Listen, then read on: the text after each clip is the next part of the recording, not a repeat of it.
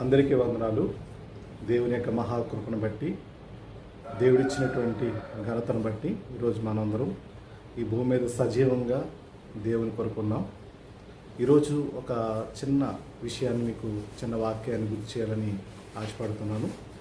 మీరేమి చేసినను అది మనుషుల నిమిత్తం కాక ప్రభువు నిమిత్తమని మనస్ఫూర్తిగా చేయుడి అని వ్రాయబడినటువంటి మాట బైబిల్లో మనం చాలాసార్లు చదువుకున్నాం. కొలసీ పత్రిక 3వ అధ్యాయం 24వ వచనంలో రాయబడింది.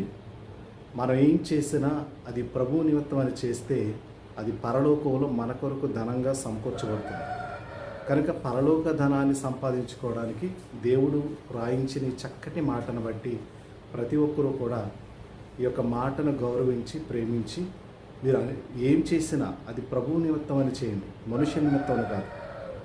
ఏమండి, ఈ విషయాన్ని అందరూ గుర్తుపెట్టుకొని మీ హృదయం అనే పలకం రాసుకోవాలని కోరుకుంటూ ఈ మాట ముగిస్తున్నాను. అందరికీ వందనాలు.